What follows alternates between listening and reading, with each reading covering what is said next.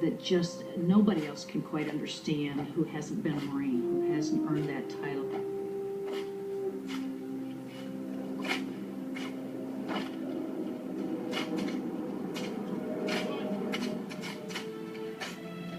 I would not be in the United States Senate as chairman of the Armed Services Committee had it not been for all the wonderful things that the United States Marine Corps did for me.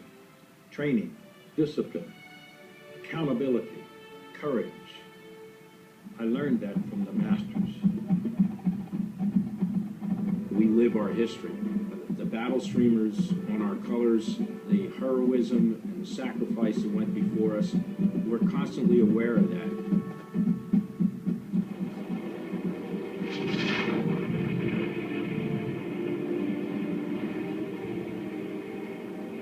The Marines have always stressed the heritage that you have in the Marine Corps.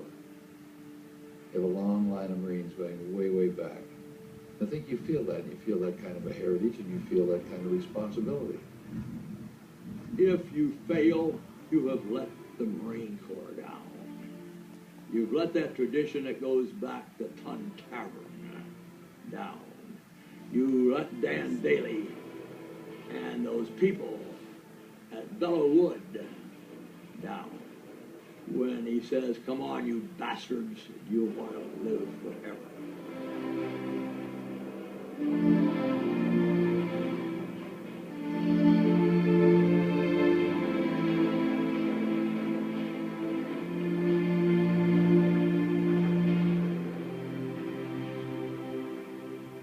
When I was a youngster, I saw a Marine, and I said then I want to be a Marine one day. My dad had told me, "Son, I want you to go and don't write home and tell me that they're riding your back.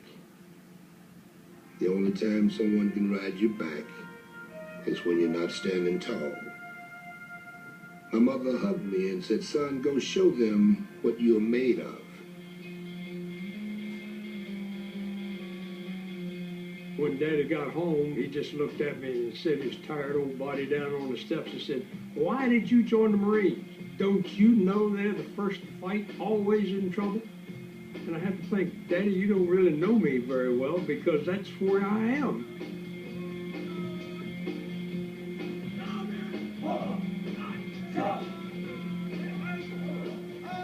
Some of the most rewarding things is to bring these young kids in, and in 12 or 13 weeks when their parents come in and tell you, "Which one is my son?" And you point him out and it's, "I don't even recognize him." My God, he's calling me sir, you know. He's changed, he's transformed physically, he's transformed in his maturity and his discipline and his sense of self-confidence and pride. When you come out of boot camp, you don't think you're good. You know you're good. Whatever we do in the rear, when we're training or just on the daily operations, it's almost like everybody becomes part of the machine. You keep training and training, do your part and do it right.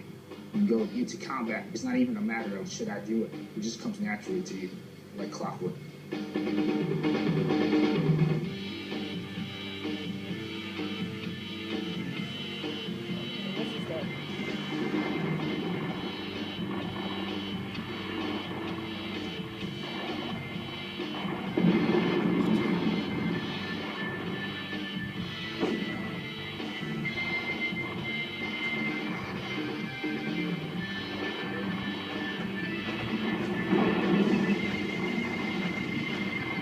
In spite of the low, misty rain, low clouds, no immediate leadership, loss of all of my lieutenants, I still got the job done because my Marines knew what was in my mind, what I was thinking, and what they could expect out of me and expect from the Marines on their flanks. And that was move to the sounds of the enemy's gun.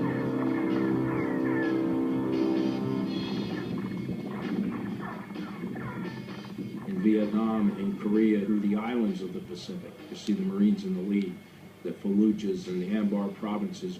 We have always been up front in the toughest parts of the battle. Leadership is everything on the battlefield. When you're tired, bloody, you don't want to move on, and you look up and you see All it takes is one Marine, whether he's a PFC or he's a captain, to stand up and say, this is what has to get done. It trickles down to everybody in the platoon.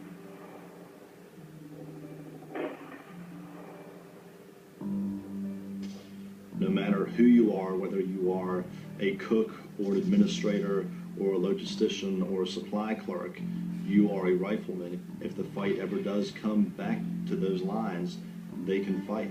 Every Marine can fight.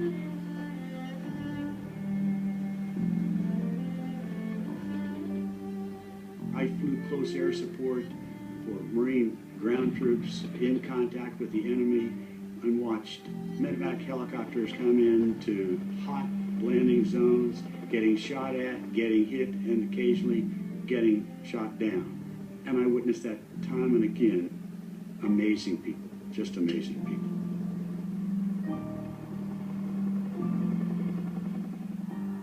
You had to go down there with your rockets and the bombs and the napalm and make those attacks yourself. And it was point blank trying to get in there, and you see people day after day go up just as committed to doing that, even though they know there's a good chance of getting killed. They were doing it because the people on the ground needed that kind of support, and that's part of the teamwork.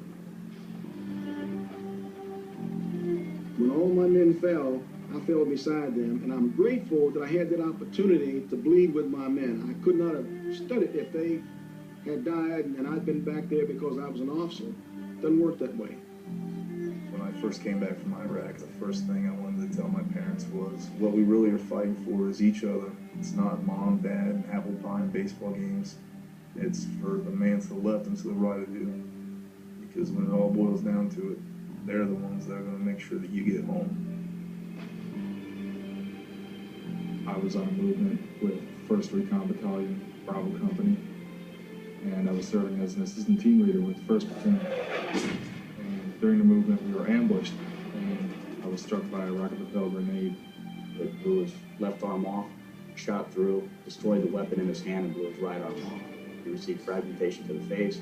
He had a compound fracture of his leg, his femur was sticking through, rapidly losing blood. Retracts back into the vehicle, looks down, see he doesn't have any hands. Okay, how am I going to put a tourniquet on my leg without hands?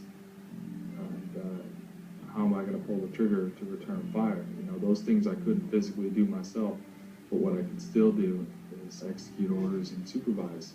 And, you know, that didn't stop the enemy from firing at me, and they were still firing at us, and we had to fight our way out of that kill zone. Our corpsman got to me, he patched me up, kept me going until the medevac chopper came, and they got me out of there.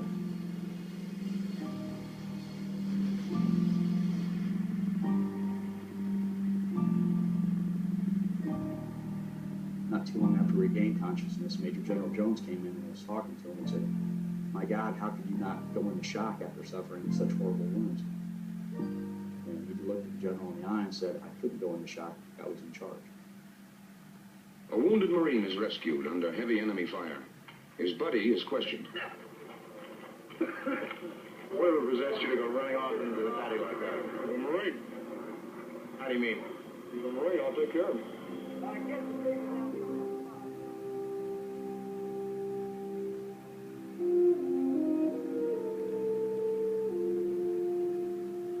When you smell the cordite and the battlefield, the things that go on in the battlefield, there's no movie, no soundtrack. The struggle for life and then sometimes death. And only that pride keeps those Marines alive. They make them go when they don't feel like they can go anymore.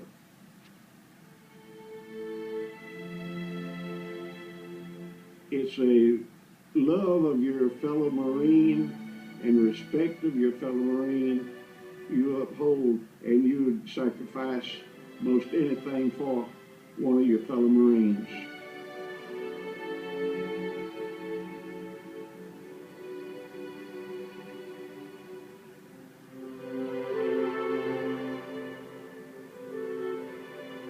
Uncommon valor was a common virtue. The mindset of a Marine is that today he may be feeding babies, and tomorrow he could be in fully combat. And we can do that in a split second. And I tell you what, I saw my Marines do it. We saved countless Iraqi lives, from small babies that were placed in my hands near death, all the way through to injured Marines and sailors on the battlefield. We are no better friend and no worse enemy. Marines today could equip themselves well in any generation. And the technology they have, the weaponry, tactics, we couldn't touch those guys. I'm proud of them.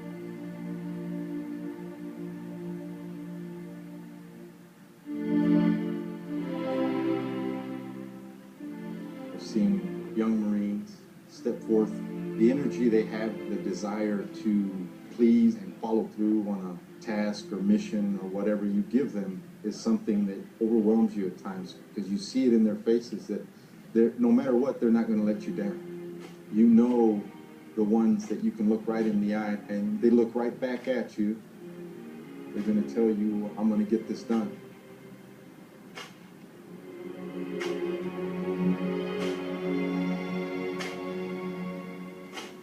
I take exception to the use of the term former Marine. Former, to me, means one time you were, you are no longer.